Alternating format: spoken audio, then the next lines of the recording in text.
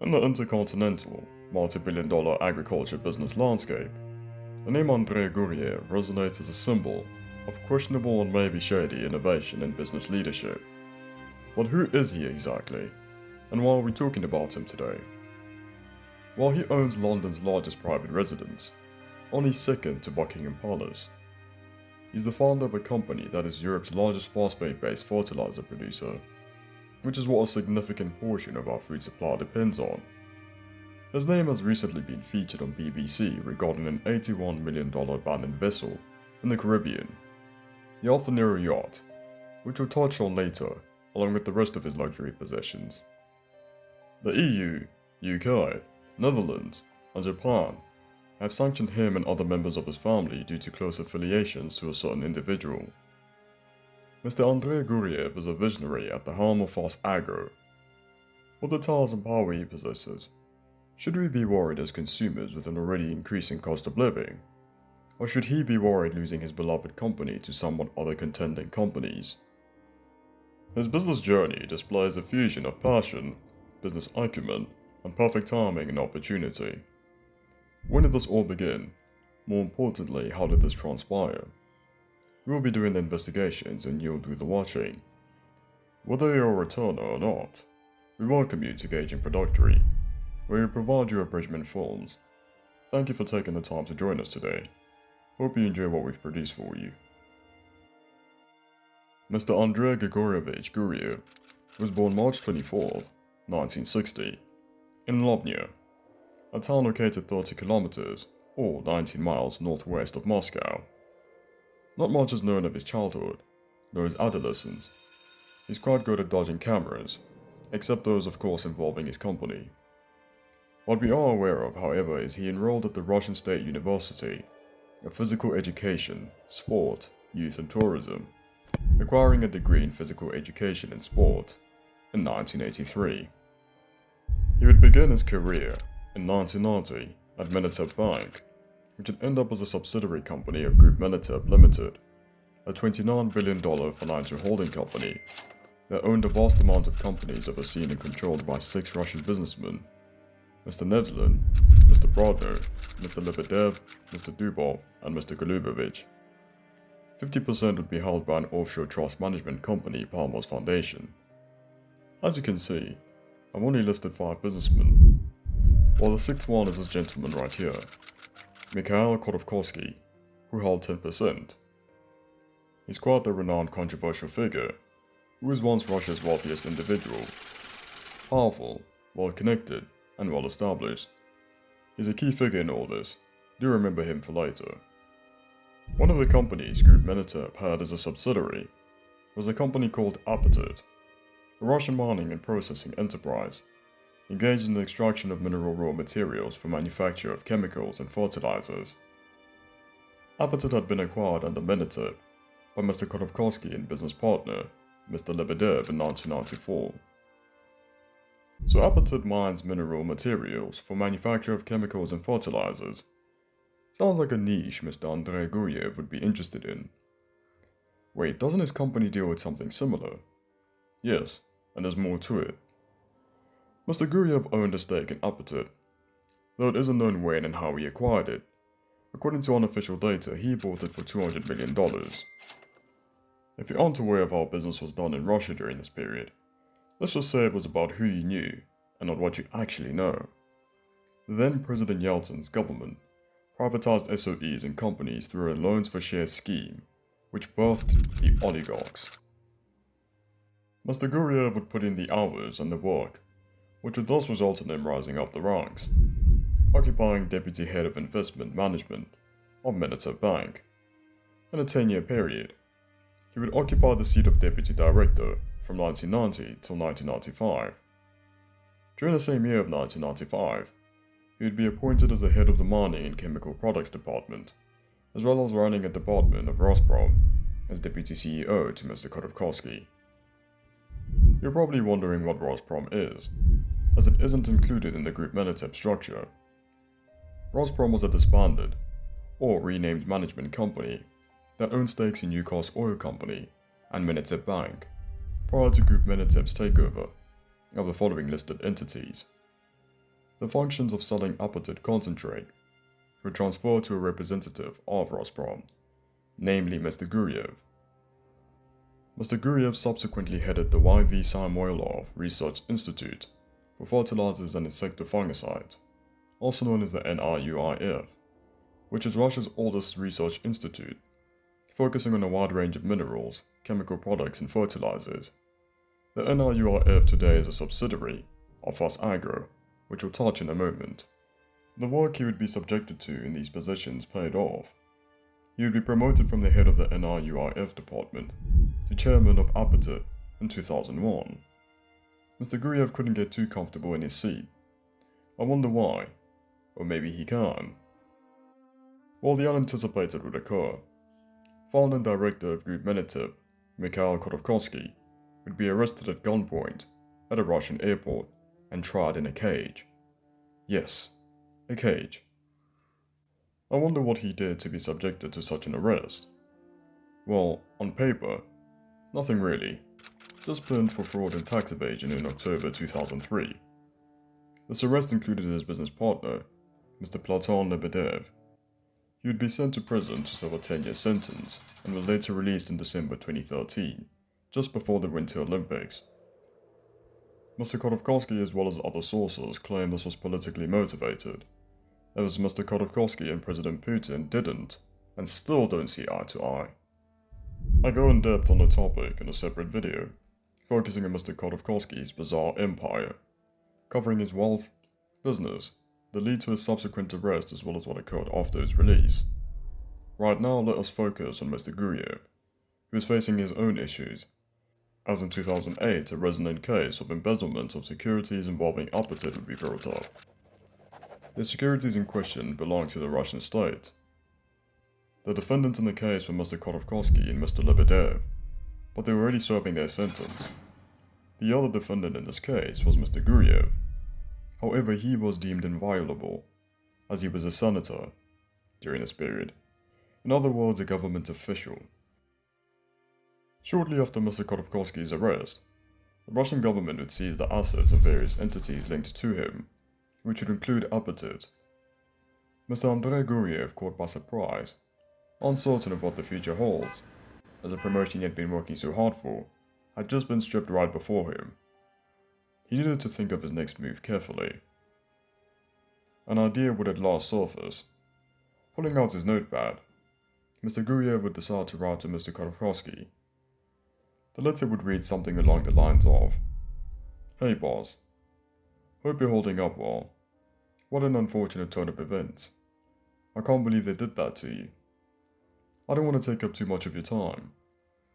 Remember our last conversation at the office, when you told me how much you value and appreciate all the work I've done for you, and one day it would all pay off? Well, there's still a way to save Apatit. I see the press is mentioning that the Russian Federation will be dismantling and auctioning everything off. Let me be your way out. Sell me a 50% stake in PhosAgro. You helped me in my hardest of times. Well, now let me help you. I'm your last hope, brother." While some sources claim Mr Khodorkovsky was actually threatened to give up the shares, you'd receive the letter and agree to the terms, selling the shares at bargain price. Now, where on earth did PhosAgro come from? Well, remember, PhosAgro is a Russian chemical company producing fertilizer phosphates and feed phosphates. Turns out, PhosAgro was founded as a holding company. The company was formed by Mr Guryev back in 2001. The company acquired a stake in Apatit. Here's the kicker. Mr Khodorkovsky allegedly acquired a 50% stake in PhosAgro. It seems his intent was to have an additional stake in Apatit. So ultimately, Mr Khodorkovsky may have been benefiting from Apatit through both Group Menatep and PhosAgro. Now Mr Khodorkovsky being out of the picture, PhosAgro would be controlled and owned by Mr Guryev. Though it does seem there may have been other shareholders, we're not quite sure who exactly. Irregardless, this would be extremely lucrative for Mr Guryev, as PhosAgro would proceed to increase its stake in Apatit to 57.57%, and the Russian state took over Group Menatep's stake around this period. PhosAgro would raise $538 billion in the London Stock Exchange initial public offering. A 4.92% share stake would be awarded to new part owner and chairman, Mr Vladimir Litvinenko, a Russian academic businessman and Vladimir Putin's campaign manager. No one knows why and how Mr Litvinenko got a hold of these shares. He claims he was paid in shares for some consulting work he did back in 2004, and that this did not contradict any laws. Some sources allege that he may have had these shares dating back to that year of 2004.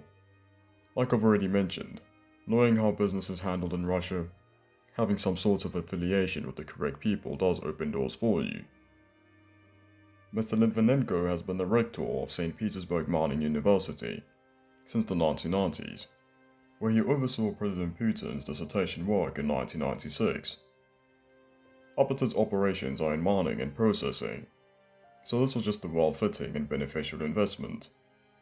According to Forbes, his net worth is $2.6 billion as of the fourth quarter of 2023.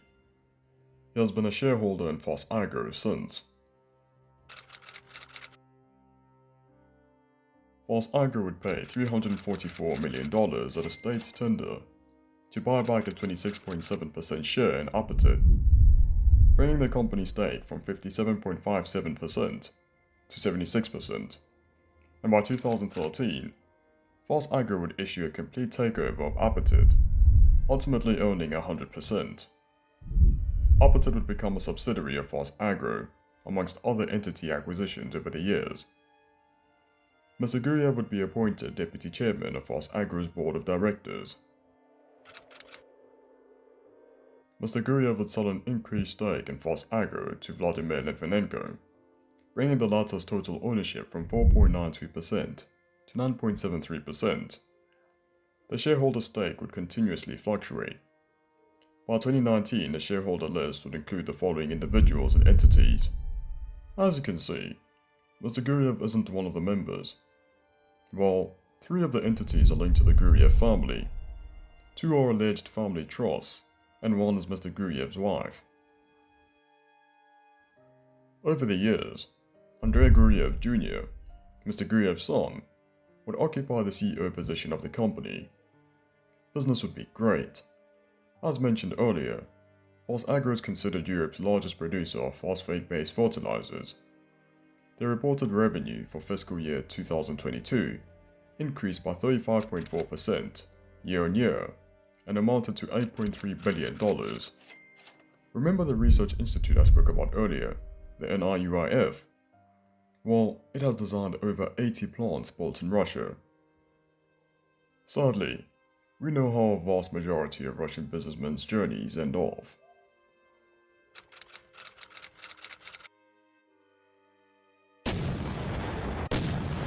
Russia's president, Mr Vladimir Putin, would invade Ukraine in an attempt to conquer Kharkiv in a matter of days, and install his belief of anti-Ukrainian independence. A disastrous event for Russian businessmen and state-owned execs. Which, if you guessed correctly, it would include PhosAgro executives, as their father and son duo would have sanctions imposed on them. Mr Andrey Guryev Sr. would be sanctioned by the United Kingdom, United States of America, Japan, Ukraine, and New Zealand. He would be thus forced to step down as deputy chairman and head of PhosAgro in March 2022. Andrey Guryev Jr. would be sanctioned by the United Kingdom and the European Union. He too would be forced to resign as chief executive officer. In the introduction, I mentioned that the Guryev family are owners of Whittenhurst, a large-scale Grade II, £300 million, 25-bedroom Georgian mansion, situated on 5 acres of land in Highgate, North London. The family also owns a 5-storey penthouse in St George's Wharf Tower, a residential tower in Vauxhall, London. Exorbitant automotive luxury possessions comprise of a $91 million Airbus A319 private jet. Mr Guryev Sr. is the owner of 2 vessels, a $270 million super yacht Luminosity, and an $81 million yacht Alfa Nero, which were both said to be abandoned by its owner, in reference to him. Well, according to the BBC, both these yachts as well as Whittenhurst are owned by a company linked to the same address in the British Crown dependency of Guernsey through a fiduciary company, Opus Private Limited, a company that assists wealthy people protect their assets. There's a trust within the company that Mr Guryev Sr. allegedly had a certain degree of control over, though Opus denied this claim. Mr Guryev Sr. not only has a son, but also a daughter, Yulia Guryev. Yulia is said to be the owner and beneficiary to the trust that owns the Alfa Nero, and has been in a legal battle for months, claiming that the authorities shouldn't have seized the vessel and attempted to auction it off in the first place. Due to the secrecy and complications within the trust, the authorities can't figure whether she owned the yacht prior to the sanctions being set on her father. So far, bids included billionaire software engineer and former Google CEO, Eric Schmidt, who won the auction with a bid of $67.6 million in June 2023. He ended up being forced to withdraw that bid later on. This is quite taxing on the Antiguan government, who are the current owners of the vessel. They are paying $28,000 a week to maintain this thing. The rest of the attempted auctions have all been put to halt, due to various appeals being placed. There will be a hearing in December 2023, though it does seem this will be a battle that will lead well into 2024. Until then, the Alfa Nero will remain in Antiguan waters. Now, Luminosity.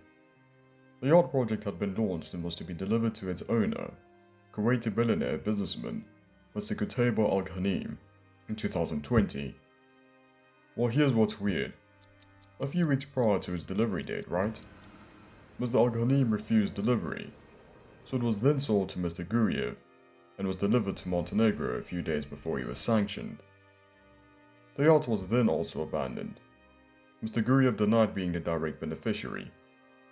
The yacht is said to still be active, flying under the Cayman Islands flag, though it does seem it's currently the Montenegrin government's responsibility, as new owners have yet to be mentioned.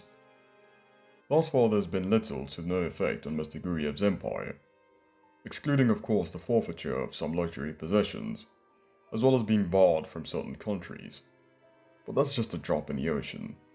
I mean, the man is still worth $8 billion as of the fourth quarter of 2023, and has access to a host of other countries. So to answer the question from earlier, the Western European continent as well as he and his family have pretty much nothing to worry about. Congratulations, you've made it to the end. You are now officially a GAGING PRODUCTRY family member. Don't forget to check the Mikhail Khodorkovsky film that we produced for you, as well as a host of other videos on the channel. Take care of yourself.